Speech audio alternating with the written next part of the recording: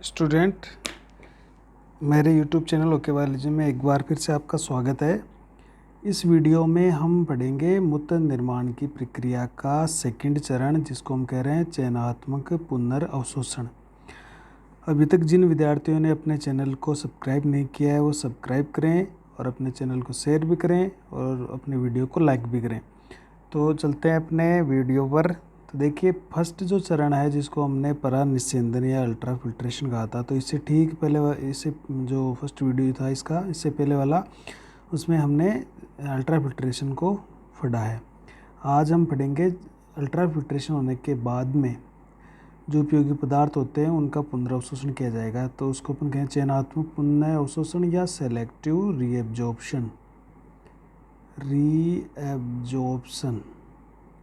तो ये एक महत्वपूर्ण चरण है हमारे मूत्र निर्माण की क्रियाविधि का। तो देखिए, अभी तक हुआ क्या है कि जो बोमेन संपुट था, उस बोमेन संपुट के अंदर परानिस्यंदन हो गया था। परानिस्यंदन, जिसको हमने कहा था अल्ट्रा फिल्ट्रेशन। बोमेन संपुट में या बोमेन जो संपुट है उसकी जो झिल्ली है ग्लोमेरुलर कला, उसके द्वारा परानिस्यंदन हो गया। परानिस्यंदन के बाद में, परानिस्यंदन का मतलब हो गया जो ब्लड का प्लाज्मा छन गया और वहाँ पर जीएफ बन गया। जीएफ को हम क्या कह रहे थे? Glomerular filtrate. ये वहाँ पर बन गया और ये ग्लोमेरुलर फिल्ट्रेट वो वोमेन कैप्सूल की गुहा में आ गया। वोमेन संपुट की गुहा में ये आ गया जीएफ। अब ये जो जीएफ है जिसको अपन ग्लोमेरुलर फिल्ट्रेट या इसको हिंदी में क्या कहेंगे? ग्लोमेरुलर निस्यंद। निस्यंद कहा था हमने इसको केवल। तो अभी इसमें देखिए, ये जो जीएफ बना है, इस जीएफ के अंदर दोनों तरह के पदार्थ उपस्थित है। कुछ उपयोगी लाभदायक पदार्थ भी हैं, उपयोगी पदार्थ यूजफुल, और कुछ इसके अंदर जो हानिकारक पदार्थ होते हैं, हानिकारक या जिसको अपन अपशिष्ट भी कह सकते हैं, या उत्सर्जी पदार्थ जो उत्सर्जन करेंगे वो पदार्थ भी इसके अंदर पाए जाएंगे। अब उपयोगी पदार्थों में देखो कौन कौन होगा। उपयोगी पदार्थों के अंदर देखो, ये हमारे एक तो ग्लूकोज होगा, जो एक उपयोगी पदार्थ है अपने बॉडी के लिए ज़रूरी है। एक अमीनो, इसके अलावा अमीनो अम्ल ये भी, क्योंकि अमीनो अम्ल प्रोटीन बनाते हैं तो ये भी महत्वपूर्ण होते हैं। इसके अलावा जो कई सारे वसीय अम्ल होते हैं, वसा के पाचन से बनते हैं वसीय अम्ल, तो वो भी उपयोगी होते हैं। बहुत सारे विटामिन्स होते हैं, वो विटामिन भी हमारे लिए उपयोगी होते हैं।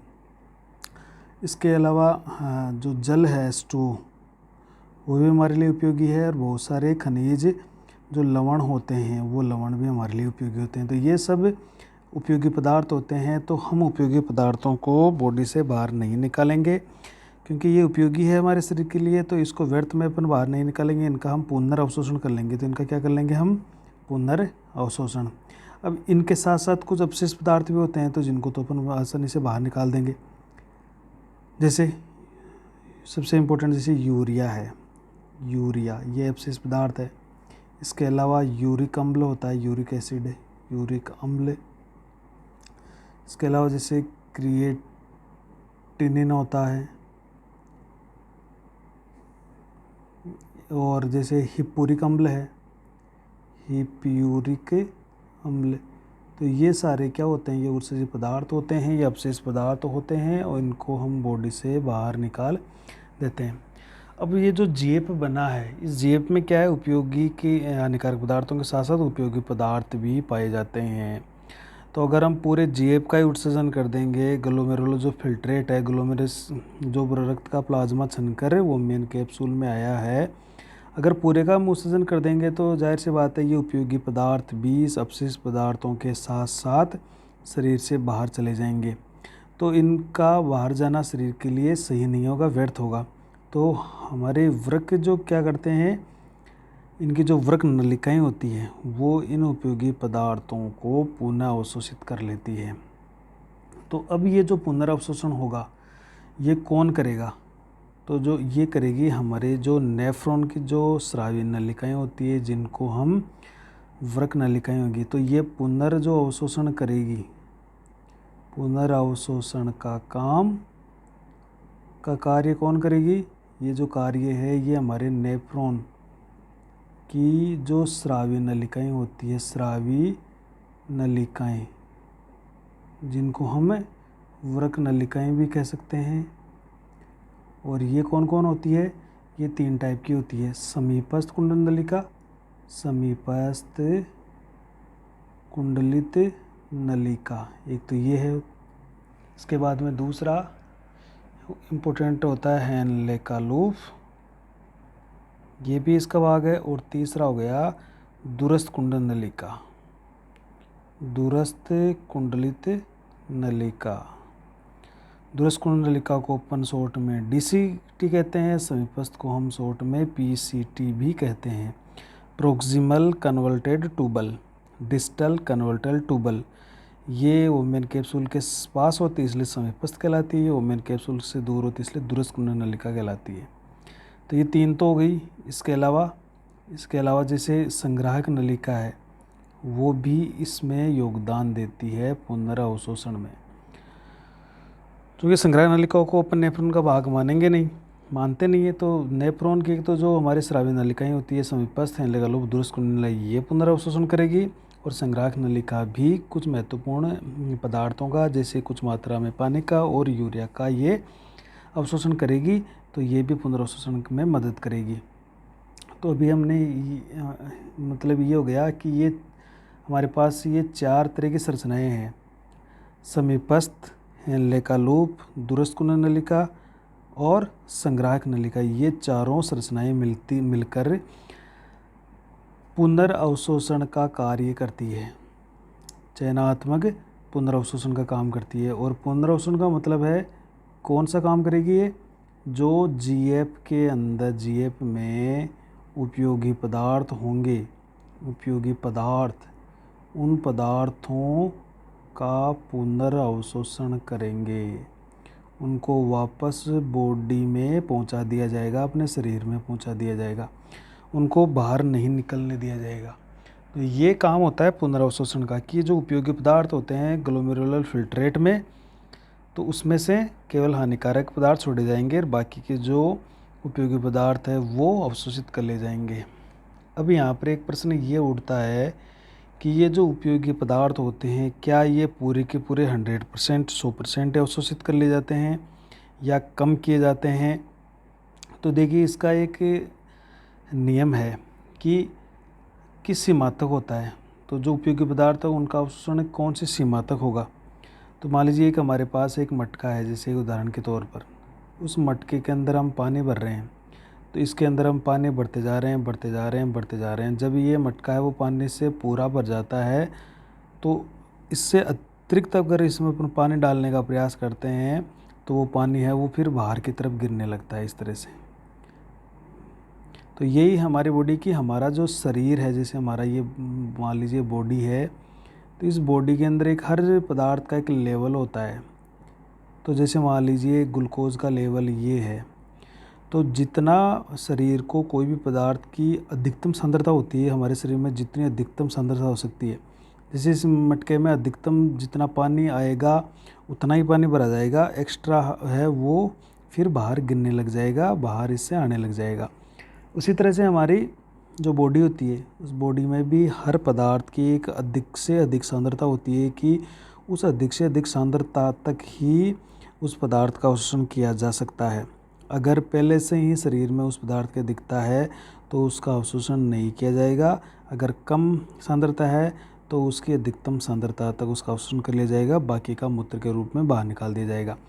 तो ये जो अवशोषण होता है, कहने का मतलब है जो पुनर्अवशोषण है, ये पुनर्अवशोषण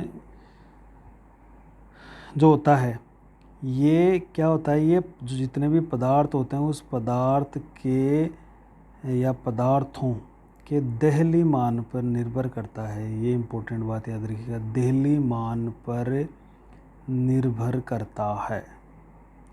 मतलब जो पुनर्अवशोषण है किस पर डिपेंड करेगा? ये देहली मान पर डिपेंड करेगा। देहली मान को अंग्रेजी में अपन बोलते हैं थ्रेशोल्ड वैल्यू। अब ये देहली मान क्या है, तो इसको देख लेते हैं अपन। देहली मान हमारे जो थ्रेशोल्ड वैल्यू होती है, थ्रेशोल्ड वैल्यू, ये हर पदार्थ का अलग अलग देहली मान होता है। जैसे मतलब इसको देहली मान क्या कहेंगे कि हमारे चलो रक्त में रहते हैं ये पदार्थ, तो कोई भी पदार्थ होता है उसके रक्त में अधिकतम सांद्रता, तो हम ये ऐसा बोल सकते हैं कि किसी पदार्थ की रक्त में वह अधिकतम सांद्रता, वह अधिकतम सांद्रता रक्त में अधिक से अधिकतम, कम नहीं ले रहे हैं अपन, अधिकतम ले रहे हैं कि अधिकतम कितनी सांद्रता हो, तो हर पदार्थ की एक अधिकतम सांद्रता होती है कि उससे अधिक फिर बॉडी उसको अवशोषित नहीं कर पाएगा। तो किसी पदार्थ की रक्त में वह अधिकतम सांद्रता जो जिस तक वह पदार्थ GF से अवशोषित होता है। किसी पदार्थ की रक्त में वह अधिकतम सांद्रता जिस तक वह पदार्थ GF से अवशोषित हो सकता है। तो GF मान लीजिए ग्लूकोज है, वो बॉडी के अंदर बहुत ही कम है, तो वो जितना अधिक से अधिक रक्त में होना चाहिए उतना अधिक से अधिक इसका अवशोषण कर लिया जाएगा। मान लीजिए किसी को मधुमेह की बीमारी है, तो पहले से ही उसके रक्त में क्या होता है कि ग्लूकोज की मात्रा बढ़ी हुई रहती है, तब GF से उस ग्लूकोज का अवशोषण कम से कम किया जाएगा, क्योंकि पहले से ही रक्त में देहली मान, वो देहली मान के आसपास उपस्थित या उससे अधिक भी हो सकता है। तब अगर देहली मान को पहले से देहली मान पूरा हो रहा है तब बिल्कुल भी नहीं होगा अवशोषण। अगर देहली मान से कम है वहाँ पर सांद्रता, तो वहाँ पर देहली मान तक उसका अवशोषण कर लिया जाएगा। तो देहली मान क्या होता है, अधिकतम सांद्रता होती है, उस तक ही GF से अवशोषित होगा, बाकी को छोड़ दिया जाएगा। जितनी ज़रूरत है उतना बॉडी उसको अवशोषित कर लेगा, बाकी को छोड़ दिया जाएगा। तो अभी ये देखिए इसके अलग अलग प्रकार होते हैं देहली मान के हिसाब से। जैसे कुछ पदार्थ होते हैं वो उच्च देहली पदार्थ होते हैं, उच्च देहलीय पदार्थ। उच्च देहलीय पदार्थ का मतलब होता है यानी जिनका अवशोषण, जिनका पूर्णतः अवशोषण, या अपन ऐसा बोल सकते हैं कि अधिकांश रूप से अवशोषण हो जाता है। देखो, तो इस उच्च देहलीय पदार्थ कौन से होते हैं, ऐसे पदार्थ होते हैं जिनका पूर्णतः अवशोषण हो जाता है यानी 100%, या अधिकांश रूप से उनका अवशोषण हो जाता है, 90, 95, 99% उनका अवशोषण हो जाता है। ऐसे पदार्थ का उदाहरण क्या है, तो ऐसे पदार्थ का जब उदाहरण लेते हैं तो एक सामान्य व्यक्ति की बात करें जिसमें कोई भी तरह का कोई रोग नहीं है, तो उसके अंदर जैसे ग्लूकोज है, उस ग्लूकोज को या तो 100% अवशोषित कर लिया जाता है या अधिक से अधिक उसको अवशोषित कर लिया जाएगा। इसके अलावा जो अमीनो अम्ल होते हैं उनका भी अवशोषण अधिक से अधिक या पूर्णतः कर लिया जाएगा। कुछ कीटोन बॉडीज़ होती है, कीटोन काय होते हैं, इनका भी अवशोषण कर लिया जाता है। विटामिन्स का अवशोषण कर लिया जाता है, और विटामिन में भी देख जैसे विटामिन C है उसका पूरा अवशोषण हो जाता है। पानी का अधिक से अधिक अवशोषण कर लिया जाता है, पूर्णतः अधिकांश अवशोषण पानी का हो जाता है। इसके अलावा जैसे सोडियम आयन होता है, बहुत ही इंपॉर्टेंट आयन है, पोटेशियम आयन होता है, क्लोराइड्स आयन होते हैं, तो इनका अवशोषण उच्च देहली मान पर डिपेंड करता है। तो ये अधिक से अधिक या इनका पूर्णतः अवशोषण कर लिया जाता है। ये जो ग्लूकोज, अमीनो अम्ल्स, कीटोन्स बॉडीज़ ये होती हैं, इनका लगभग पूरी तरह से या अधिकांश रूप से इसका अवशोषण कर लेता है। इस कारण ये क्या कहलाते हैं, उच्च देहली मान पदार्थ कहलाते हैं। दूसरा देखिए, दूसरा इसका क्या हो सकता है, निम्न देहली पदार्थ होते हैं, निम्न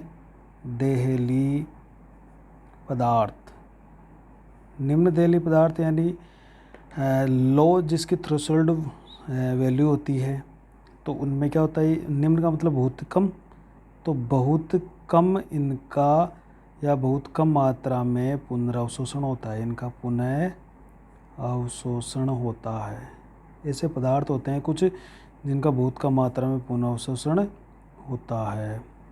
जैसे एग्जाम्पल के रूप में यूरिया, देखिए यूरिया हालांकि अपशिष्ट पदार्थ है, लेकिन इसका 100% अपन इसको बाहर नहीं निकालते हैं, इसका भी कुछ मात्रा में प्राशन दाब को बनाए रखने के लिए बहुत ही कम मात्रा में इसका पुनर्अवशोषण कर लिया जाता है, यानी बहुत ही कम मात्रा में इसका पुनर्अवशोषण होता है यूरिया का। कुछ ऐसे पदार्थ होते हैं जो बिल्कुल भी अवशोषित नहीं होते हैं, तो उनको हम कहेंगे अदेहली पदार्थ या नॉन थ्रेशोल्ड सब्सटेंस कहलाएंगे। इनको क्या कहेंगे अपन, नॉन थ्रेशोल्ड सब्सटेंस इनको कह देंगे। अदेहली पदार्थ देखिए नाम से स्पष्ट है, जिनका बिल्कुल भी, ऐसे पदार्थ जिनका बिल्कुल भी पुनर्अवशोषण नहीं होगा, पुनर्अवशोषण नहीं होता है। और इसमें एग्जाम्पल कौन होगा, एक तो यूरिक अम्ल, देखो ये इसका अवशोषण नहीं होगा। इसके अलावा हिप्यूरिक अम्ल,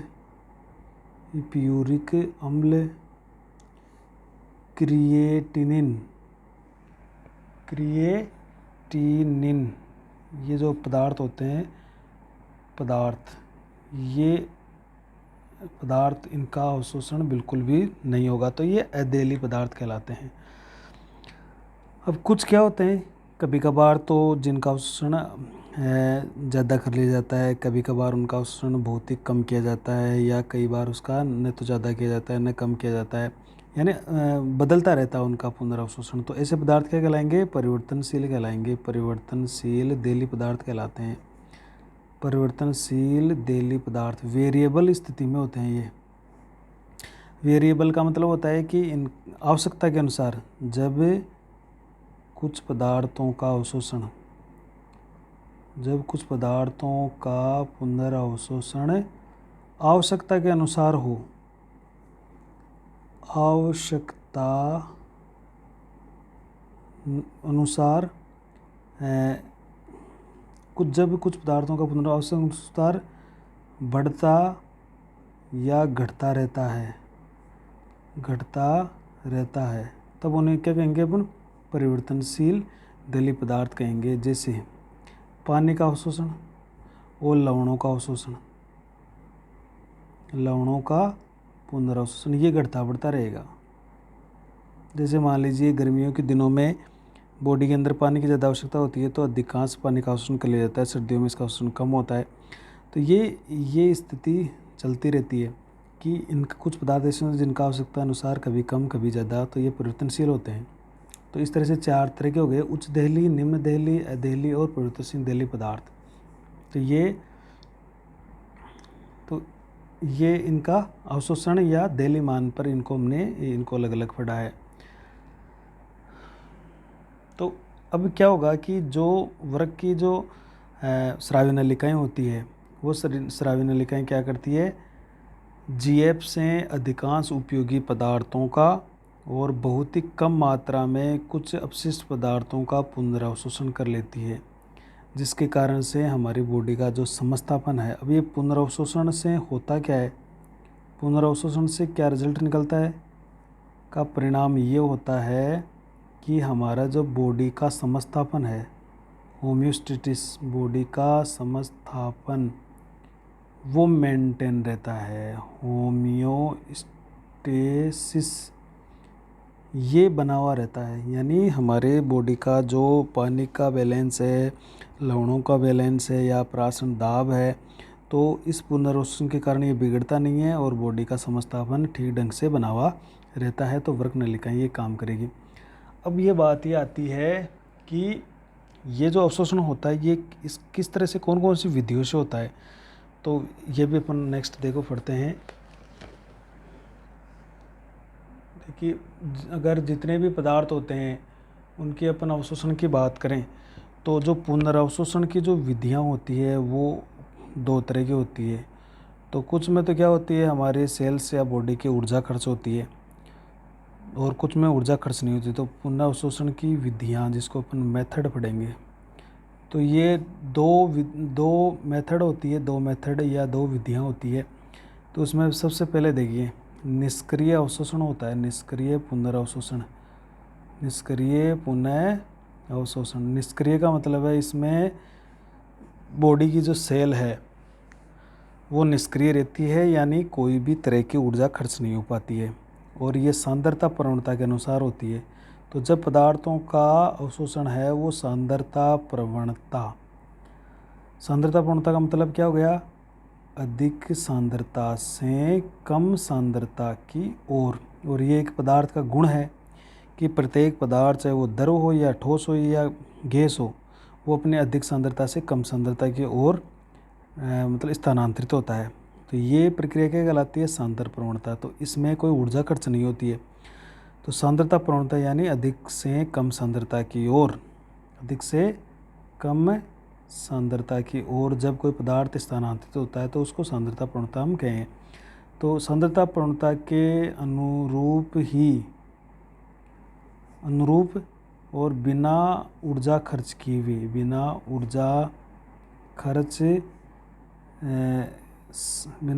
खर्च से होने वाला अवशोषण, होने वाला पुनः अवशोषण। देखिए, तो सांद्रता प्रवणता के अनुरूप होता है और बिना ऊर्जा खर्च से होने वाला पुनर्अवशोषण होता है।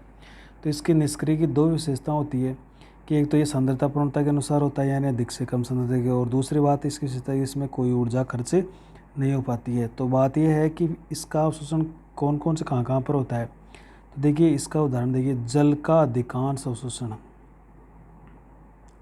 जल का अधिकांश अवशोषण इसी विधि से हो जाता है, क्योंकि जल एक बहुत ही महत्वपूर्ण विलायक होता है और विलायक के अणु उच्च सांद्रता से निम्न सांद्रता की ओर चले जाते हैं। तो जल का अधिकांश अवशोषण निष्क्रिय विधि से ही होता है, ये महत्वपूर्ण बात है, निष्क्रिय विधि से ही होता है। और ये मुख्य रूप से कहाँ होता है, ये प्रक्रिया नेफ्रॉन के जो प्रारंभिक भाग होते हैं, प्रारंभिक भाग, जैसे मान लीजिए पीसीटी है उसमें, और हेनले के लूप का जो अवरोही भुजा है, तो वहाँ पर इस तरह की स्थिति में ये होता है। पीसीटी मुख्य रूप से आरंभिक भाग पीसीटी है, तो वहाँ पर जो नेफ्रॉन के आरंभिक भाग होते हैं वहाँ पर मुख्य रूप से अधिकांश अवशोषण वो निष्क्रिय विधि से ही संपन्न हो जाता है। तो ये याद रखिएगा, जल का अधिकांश अवशोषण निष्क्रिय विधि से हो जाता है और नेफ्रॉन के प्रारंभिक भाग से, अर्थात जैसे पीसीटी है वहाँ से इसका अवशोषण बिना कोई ऊर्जा खर्च किया हो जाता है। दूसरा जो यूरिया का अवशोषण होता है, यूरिया का अवशोषण वो भी इसी विधि से होता है। और क्लोराइड जो आयन होते हैं उनका अवशोषण मुख्य रूप से निष्क्रिय विधि से ही होता है, ये भी याद रखिएगा। क्लोराइड का, यूरिया का, पानी का और क्लोराइड का, ये निष्क्रिय विधि से ही बिना कोई ऊर्जा खर्च किए हुए अवशोषित हो जाते हैं वर्ग की नलिकाओं के द्वारा। और दूसरी विधि है सक्रिय पुनर्अवशोषण, सक्रिय पुनर्अवशोषण। तो एक्टिव के अंदर क्या होगा, ये मतलब सांद्रता प्रवणता के विपरीत होगा, ये दोनों बिल्कुल उल्टा है, सांद्रता प्रवणता के विपरीत होगा। ये विपरीत का मतलब अधिक, कम से अधिक सांद्रता की ओर जाएगा तो ऊर्जा खर्च होने वाली है। तो यहाँ पर क्या होती है, ऊर्जा खर्च होती है। तो सांद्रता प्रवणता के विपरीत और ऊर्जा खर्च करके ये अवशोषण होता है। जैसे इसका एग्जाम्पल देखिए, ग्लूकोज का अवशोषण हो, अमीनो अम्ल का अवशोषण हो, अमीनो अम्ल का, चाहे वो विटामिन्स का अवशोषण हो, ग्लूकोज हो गया आपका, अमीनो अम्ल हो गया, विटामिन हो गया, इसके अलावा सोडियम आयन का अवशोषण, जो सोडियम आयन होता है उसका अवशोषण हो, और जल का कुछ मात्रा में, जल का कुछ मात्रा में और वो भी कहाँ, नेफ्रॉन के जो दूरस्थ पार्ट होते हैं, जैसे आपके ये जो दूरस्थ कुंडलिका होती है उसके अंदर, तो नेफ्रॉन के दूरस्थ भागों में, दूरस्थ भाग से, समीपस्थ से तो प्रारंभिक भाग से तो कौन निष्क्रिय हो रहा था, जबकि जल का कुछ मात्रा में अवशोषण दूरस्थ पार्टों से भी होता है, जो कि सक्रिय रूप से किया जाएगा, फिर उसमें बॉडी की ऊर्जा खर्च होगी। तो ये भी ध्यान रखिएगा। इसके अलावा एक चीज़ और ध्यान रखनी है, यहाँ पर हेनले का लूप होता है, जो हेनले का लूप, ये क्या करता है, हेनले का लूप का भी जो मोटा भाग होता है, मोटा खंड, वो कुछ क्लोराइड आयनों का अवशोषण भी सक्रिय विधि से करता है। कुछ क्लोराइड आयनों का अवशोषण सक्रिय विधि से करता है। तो ये भी एक महत्वपूर्ण बात है, हेनले का लूप सक्रिय विधि से कुछ क्लोराइड आयनों का अवशोषण कर लेता है। नेक्स्ट देखते हैं अपन, देखिए, तो ये तो इसके पार्ट हो गई कि कौन से सक्रिय से होते हैं और कौन से निष्क्रिय से होते हैं। अब अपन स्रावी नलिका पढ़ लेते हैं कि किस किस से हो रहा है। तो सबसे पहले कौन सी नलिका होती है, समीपस्थ कुंड नलिका, समीपस्थ कुंडलित नलिका, जिसको हम क्या कह रहे हैं, प्रोक्सिमल कन्वर्टेड ट्यूबल, तो शॉर्ट में इसको अपन क्या कह रहे हैं, पीसीटी। तो इसके द्वारा किस तरह से अवशोषण होगा, देखिए, तो पीसीटी में हम जानते हैं कि ब्रूस बॉर्डर होता है, ब्रूस बॉर्डर है इसके अंदर। तो इससे क्या होती है, जो अवशोषण की सतह या अवशोषण का जो क्षेत्रफल है, सतही क्षेत्रफल है, वो बढ़ जाता है। अब धीरे धीरे ये चलेगा, सतही क्षेत्रफल बढ़ जाएगा तो इसका पुनर्अवशोषण भी बहुत ज़्यादा होता है। और ये समीपस्थ कुंड नली क्या करेगी, जैसे आपको बताया कि सक्रिय विधि द्वारा, ये जो सारा आपको ऊपर दिखाई दे रहा है, ये कहाँ हो रहा है, पीसीटी में हो रहा है। तो ये क्या करेगी, पीसीटी जो है ये एक्टिव मेथड के द्वारा, सक्रिय विधि द्वारा क्या कर लेगी, ग्लूकोज का, आपके जो हमने अभी पढ़े थे अमीनो अम्ल, विटामिन, सोडियम, इसके अलावा कैल्शियम और पोटेशियम और फॉस्फेट, ये बहुत सारे आयंस होते हैं, ये इनका अवशोषण ये समीपस्थ कुंड नलिका पूरी तरह से कर लेती है। और ये देखिए, ग्लूकोज और अमीनो अम्ल तो ऐसे होते हैं दोनों की इनका 100% भी अवशोषण हो सकता है, कि थ्रेशोल्ड वैल्यू तक होता है हालांकि, लेकिन इनका 100% अवशोषण भी समीपस्थ कुंड नलिका द्वारा कर लिया जाता है। तो ये बात हो गई। इसके अलावा पीसीटी जो है, ये पीसीटी जो है ये निष्क्रिय, ये तो सक्रिय विधि हो गई, और ये निष्क्रिय विधि द्वारा जल का अधिकांश अवशोषण कर लेती है, देखिए, निष्क्रिय विधि द्वारा तो जल का कर लेगी, और सक्रिय विधि द्वारा जो आयन, ग्लूकोज, अमीनो अम्ल, विटामिन, सोडियम, कैल्शियम, पोटेशियम और फॉस्फेट जो होते हैं, इनका अवशोषण इसके द्वारा कर लिया जाता है। इसके अंदर वसीय अम्ल भी आते हैं, कौन आते हैं, वसीय अम्ल, वो भी इसके अंदर ही आ जाते हैं। तो कहने का मतलब ये है कि पीसीटी सक्रिय और निष्क्रिय दोनों विधियों से अपना अवशोषण कर रही है, और लगभग ये जो पीसीटी होती है ये जीएफ में से लगभग 70 से 80% जो उपयोगी पदार्थ होते हैं, उपयोगी पदार्थों का पुनर्अवशोषण कर लेती है, और चूँकि ये देखिए जल का भी अवशोषण कर रही है तो आयनों का भी अवशोषण कर रही है। तो इसमें जो पीसीटी के अंदर जो जीएफ रहेगा, वो जीएफ है वो संप्रासरी रहेगा। इसकी जो कंडीशन है वो कैसी रहेगी, संप्रासरी होता है। क्यों होता है, क्योंकि यहाँ पर पानी और खनिज लवण दोनों का अवशोषण किया जाता है, इसलिए पीसीटी में जो जीएफ रहेगा वो किस तरह का रहेगा, फिर संप्रासरी रहेगा। अब पीसीटी से ये जीएफ कहाँ चला गया, ये चला जाता है आपके हेनले के लूप में, हेनले का लूप। देखिए ये क्या क्या अवशोषण करता है, हेनले का लूप। अब हेनले के लूप की हम जानते हैं कि ये यू आकार का ऐसा एक लूप होता है, तो इसके दो पार्ट होते हैं, एक तो इसका नीचे जो पार्ट होती है ये आरोही, ये अवरोही भुजा है, और ये ऊपर जा रही है अवरोही आरोही भुजा है। तो ये नीचे आ रही है वो तो अवरोही है, ये तो क्या है अवरोही, और ये जो ऊपर जा रही है क्या है आरोही। और ये यहाँ से थोड़ा मोटा खंड होता है इसका, जो फिर जाके दुरस कुंडल नलिका से जुड़ा रहता है। तो इसके कौन कौन से पार्ट हो गए, तो देखो हम एक तो होती है इसके अवरोही भुजा, अवरोही भुजा। तो हमने जब इसका नामांकन चित्र बनाया तब भी पूछा, तो अवरोही भुजा के अंदर अवशोषण किस तरह से होता है। तो अवरोही भुजा देखिए जल का अवशोषण करती है। ये क्या करती है, जल का अवशोषण करती है, क्योंकि ये जल के लिए पारगम्य होती है।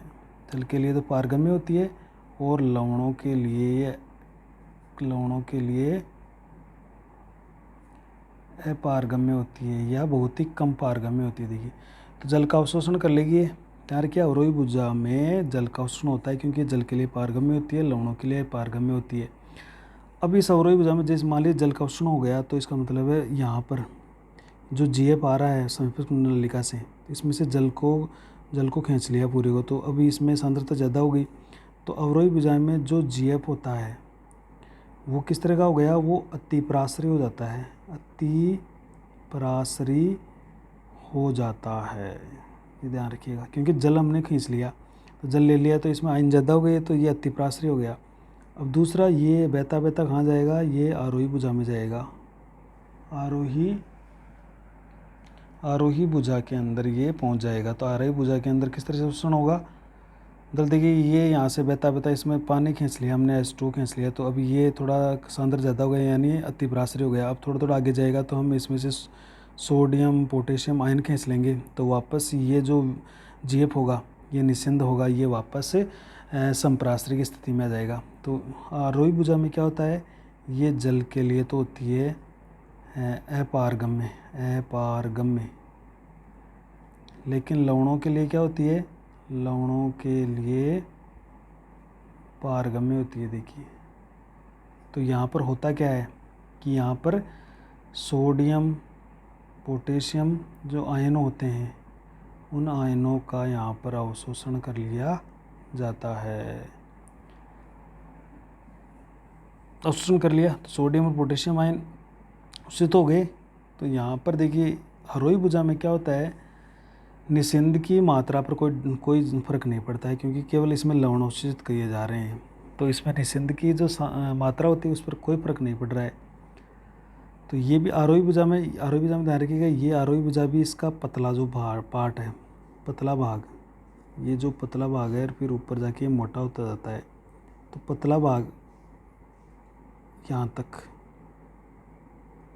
तो इसका ये पतला भाग है। तो पतले भाग में क्या होता है, ये जल के लिए पारगम्य होता है, लवणों के लिए पारगम्य होता है, और इसमें लवणों का अवशोषण कर लिया जाता है। तो हालांकि यहाँ इस पतले भाग में कहते हैं निस्यंद जो होता है वो उतना ही रहता है, निस्यंद की मात्रा पर या निस्यंद की मात्रा कम नहीं होगी।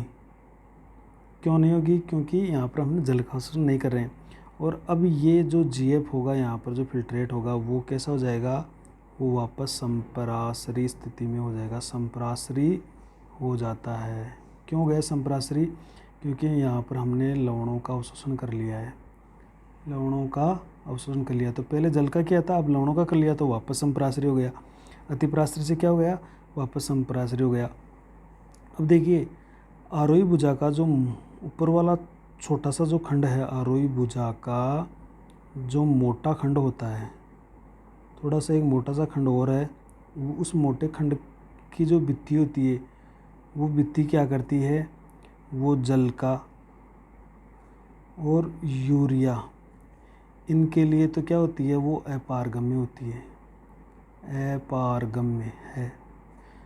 जल के लिए और यूरिया के लिए तो क्या होती है, पारगम्य। लेकिन फिर क्या होती है, जो आयन्स होते हैं उन आयनों का और अधिक अवशोषण कर लेते हैं, इनके लिए तो अपारगम्य होती है। लेकिन लवणों जैसे सोडियम है, आपका पोटेशियम है, क्लोराइड है, इनका सक्रिय विधि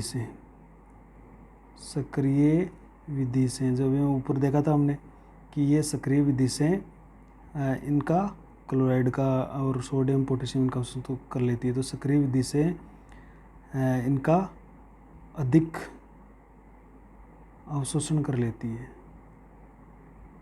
अवशोषण करती है, जिससे अब जो निस्यंद जो है वो कैसा हो गया, वो वापस अल्प पराश्रयी हो गया, क्योंकि अधिक से अधिक इसमें से और निकाल लिए, आयन और अधिक अवशोषित कर लिए, तो ये हाइपोटोनिक हो गया, यानी अल्प पराश्रयी विलयन यहाँ पर बन गया, तो अल्प पराश्रयी ये हो जाता है। तो आरोही भुजा का जो मोटा खंड है उसमें वापस अल्प पराश्रयी हो गया। देखिए, तो ये लगातार देखिए इसकी जो परासरण सांद्रता है वो लगातार बदल रही है।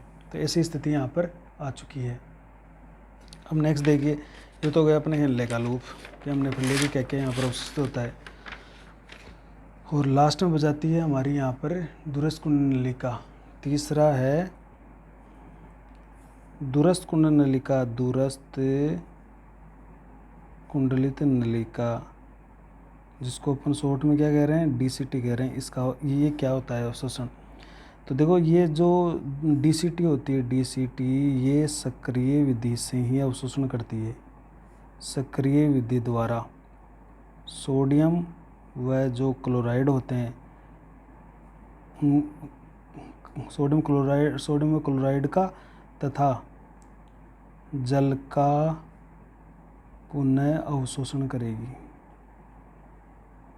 पुनः अवशोषण करेगी। इन दो बातों में ध्यान रखिएगा। तो जो DCT होती है हमारी, ये DCT क्या करेगी, आयनों का, सोडियम क्लोराइड का और जल का पुनर्अवशोषण करती है।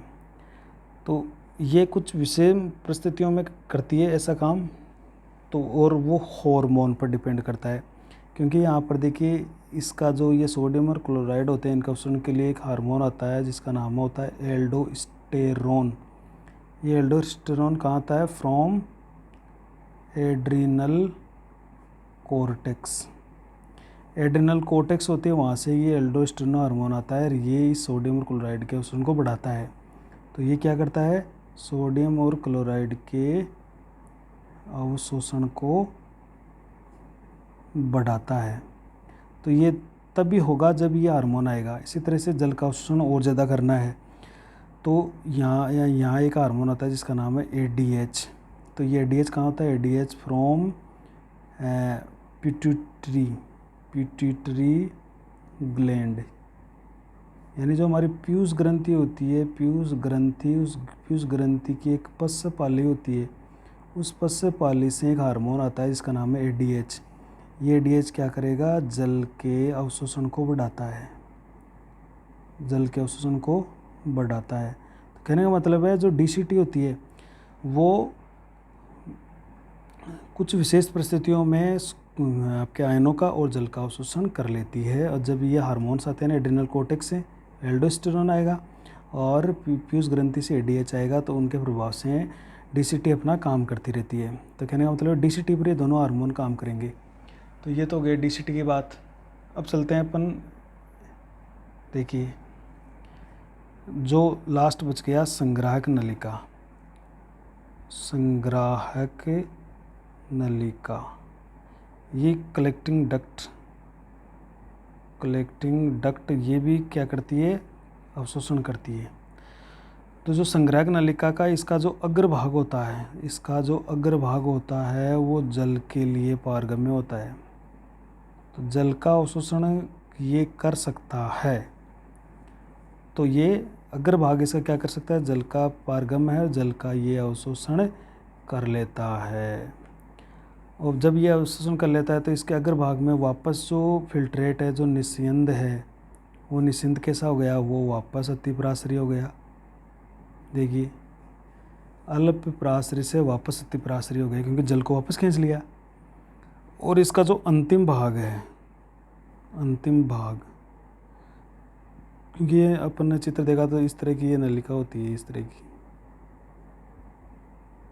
तो इसका प्रारंभिक भाग और अंतिम भाग, तो अंतिम भाग इम्पोर्टेंट, अंतिम भाग है वो यूरिया के लिए पारगम्य होता है। यूरिया के लिए कुछ मात्रा में पारगम्य होता है, पारगम्य होता है कुछ मात्रा में, इसलिए यूरिया का अवशोषण कर सकता है। और ये यूरिया क्या होगा, अवशोषित होकर ये जो उत्तकों की है, जो उत्तक द्रव्य है उसकी जो ऑस्मोटिक प्रेशर है यानी जो परासरणता है उसको मेंटेन रखेगा, उसको बनाए रखता है। तो इसके लिए होता है ये काम, इसका अवशोषण होता है। तो ये भी यहाँ पर भी क्या होता है, ये भी एडीएच के कारण से हो सकता है, एडीएच के प्रभाव से होता है, और यहाँ पर भी जल का अवशोषण बढ़ जाता है। तो एडीएच यहाँ पर भी काम करता है। ये जो है ना जल का अवशोषण, इस पर यहाँ पर एडीएच भी काम करता है। तो एडीएच दोनों जगह काम करता है, डीसीटी पर और कलेक्टिंग डक्ट पर, एडीएच हार्मोन। तो इस तरह से इसके अग्रभाग में जल का अवशोषण हो सकता है और अंतिम भाग में यूरिया का अवशोषण होता है, और यूरिया के अवशोषण से कुछ मात्रा में इसका अवशोषण कर लिया जाता है जो परासरणता को बनाए रखता है। तो देखिए लगातार यहाँ पर परासरणीय सांद्रता लगातार बदल रही है। कहने का मतलब ये है कि जब आप बोमेन कैप्सूल में थे, बोमेन संपुट में, तब बिल्कुल संप्रासरी था। संप्रासरी का मतलब है जिस कोशिक ऐसा विलयन जिसकी सांद्रता कोशिका रस के समान होती है। फिर ये जो छनकर कहाँ गया, पीसीटी के अंदर आ गया। तो पीसीटी में फिर ये कैसा हो गया, ये वापस संप्रासरी ही था, क्योंकि पीसीटी के अंदर जल का और खनिजों का दोनों का अवशोषण होता है, जल व लवणों का अवशोषण। तो दोनों का अवशोषण हो रहा है, तो अवशोषण तो हो गया, जेब की मात्रा भी कम हो गई, लेकिन दोनों का अवशोषण करने के लिए संप्रासरी ही रहा। अब ये जो जीएफ है ये धीरे धीरे कहाँ आया, हेनले के लूप में आया, हेनले का लूप। और हेनले के लूप में भी किस में, अवरोही भुजा में आया। पहले किस में आया, अवरोही भुजा में। और अवरोही भुजा में जैसे ही आता है तो अवरोही भुजा में क्या होता है, जल का अवशोषण होता है, जल का अवशोषण होता है। अब जल को खींच लिया तो आयन ज़्यादा बढ़ जाएंगे, अगर आयन ज़्यादा बढ़ गए तो ये वापस कैसा हो गया, यहाँ पर जो निस्यंद है वो अतिपराश्रय की स्थिति में आ गया। अब जो हेनले का लूप की जो आरोही भुजा है, आरोही भुजा का पतला भाग, अभी हमने देखा था पतला भाग जो होता है, हेनले के लूप की आरोही भुजा का पतला जो भाग होता है वो क्या करता है, खनिज लवणों का अवशोषण करता है, खनिज लवणों का अवशोषण। तो ये वापस किस स्थिति में आ गया, ये जीएफ संप्रासरी हो गया, क्योंकि खनिजों को वापस खींच लिया तो संप्रासरी की स्थिति में आ गया। इसका जो मोटा भाग होता है हेनले के लूप के आरोही भुजा का मोटा पार्ट, आरोही भुजा का जो मोटा भाग होता है या खंड होता है वो क्या करता है, इसके अंदर आते आते यहाँ पर अल्पपराश्रयी की स्थिति आ जाती है। अल्पपराश्रयी क्योंकि ये खनिज लवणों का और ज़्यादा अवशोषण कर लेता है, खनिज लवणों का और अधिक अवशोषण, खनिज लवणों का अधिक अवशोषण कर लेगा, तो ये और ज़्यादा इसमें खनिज तत्व कम हो जाएगा, ये अल्पपराश्रयी की स्थिति में आ जाएगा। अब जैसे ये निस्यंद है वो कहाँ गया, अब ये निस्यंद आ गया हमारा डीसीटी के अंदर, डीसीटी। तो डीसीटी हो उसके अंदर भी क्या होता है, डीसीटी में कुछ एक जगह पर तो जैसे जल का अवशोषण हो रहा है या खनिजों का अवशोषण हो रहा है, तो डीसीटी के अंदर पहले जैसे इसके जो दूरस्थ कुंडली नलिका का जो समीपस्थ जो पहले प्रथम भाग होता है वहाँ पर तो जैसे खनिज लवणों का अवशोषण हो रहा है या जल का अवशोषण हो रहा है, तो दूरस्थ कुंडली डीसीटी का जो दूरस्थ भाग है ऐसा हम कह देंगे, दूरस्थ भाग, और जो संग्राहक नलिका होती है उसमें लास्ट में जाते जाते ये अतिपराश्रयी की स्थिति में वापस आ जाता है, क्योंकि यहाँ पर वापस अधिक से अधिक जल का अवशोषण कर लिया जाता है, जल का अवशोषण कर लिया जाता है। तो इस तरह से हम देखें तो इसकी जो परासरणीय सांद्रता है जीएफ की वो लगातार है वो चेंज होती रही है, कभी संप्रासरी, फिर अतिपरासरी, फिर संप्रासरी, फिर अल्पपरासरी, फिर अतिपरासरी की स्थिति के अंदर, ऐसा ये काम लगातार जारी है। और लास्ट टॉपिक पढ़ लेते हैं, देखिए अपने मूत्र निर्माण की क्रिया का। तो ये तो था अवशोषण। अब हमने अधिकांश जो उपयोगी पदार्थ थे उसका अवशोषण कर लिया है। अब क्या होता है वोमेन कैप्सूल में ऐसे कुछ पदार्थ होते हैं बड़े अणु वाले, जिनका वोमेन कैप्सूल के अंदर वो ग्लोमेरुलस के द्वारा क्षंते नहीं है, जिनका अल्ट्राफिल्ट्रेशन नहीं होता है, तो उनके लिए एक प्रक्रिया होती है नलिकीय स्रावण। नलिकीय स्रावण तो वो क्या है देखिए, तो ये नलिकीय स्रावण है वो सक्रिय विधि से होगा। इसके अंदर ऊर्जा खर्च होने वाली है, ऊर्जा खर्च होती है। तो कहने का मतलब है जो बड़े अणु होते हैं या जो दीर्घ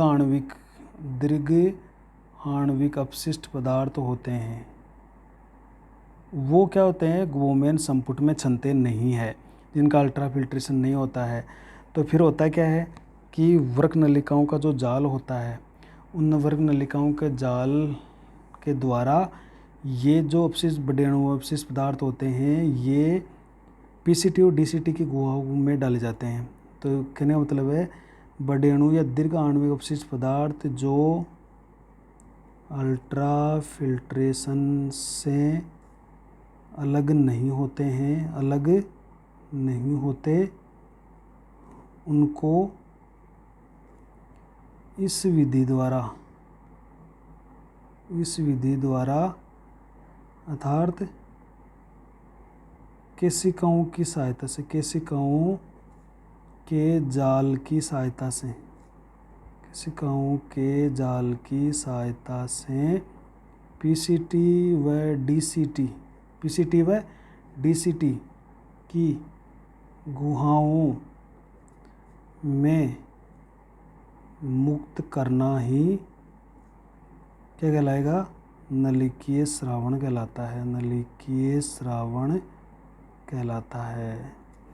तो होता क्या है कि जो वहाँ पर अल्ट्राफिल्ट्रेशन से अलग नहीं है क्योंकि बड़े अणु थे, तो उनको फिर केशिकाओं के जाल की सहायता से पीसीटी और डीसीटी की गुहाओं में मुक्त कर दिया जाता है।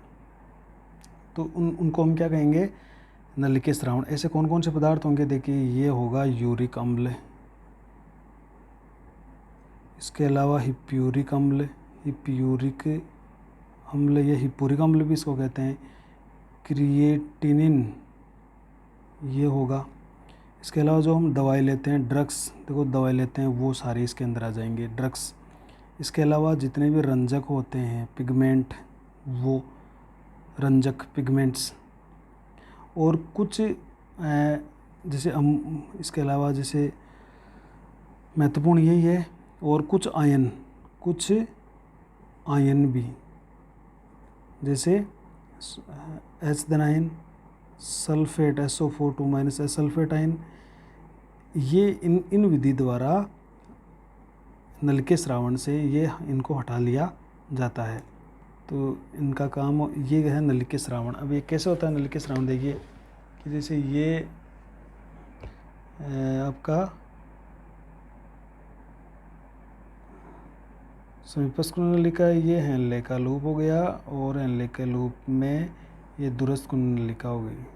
अब इनके चारों ओर क्या होता है कि ये जो अभिवाही धमनिका लेके आ रही है, अपवाही धमनिका वापस जा रही है, इसकी शाखाएं इसके चारों ओर इस तरह से जाल बनाए हुए रहती हैं। तो इनको अपन परिनिलिकीय केशिका जाल कहते हैं। और यहाँ पर होता है वासा रेक्टा, इसके चारों ओर क्या होता है, वासा रेक्टा। तो ये जो नलिकीय जाल होता है, जैसे ये यहाँ से आ रही है, नलिकीय केशिकाओं में बट रही है, तो इन केशिकाओं में यहाँ से इस रक्त के साथ जो भी हिप्यूरिक अम्ल या क्रिएटिनिन आ रहा है वो इस गुहा के अंदर छोड़ दिया जाता है। यहाँ पर जैसे ये केशिका जाल है, इसको यहाँ पर डाल देगा तो इस विधि को अपन क्या बोल रहे हैं, स्रावण की प्रक्रिया। तो जो पदार्थ फिल्ट्रेशन से हटे नहीं तो वो स्रावण की प्रक्रिया द्वारा हटा लिए जाते हैं। तो इस प्रकार तीनों चरण जब कंप्लीट हो जाते हैं, तीनों चरणों के बाद जो हमारी संग्राहक नलिका होती है, संग्राहक नलिका का जो अंतिम भाग होता है, अंतिम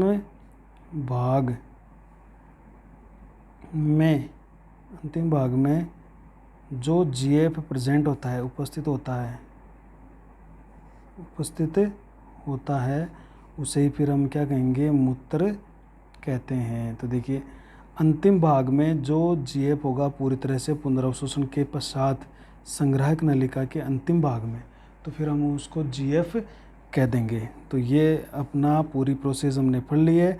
नेक्स्ट वीडियो पर अपन मूत्र और मूत्र के संगठन के बारे में चर्चा करेंगे। अपने चैनल को सब्सक्राइब करें और अपनी वीडियो को लाइक ज़रूर करें।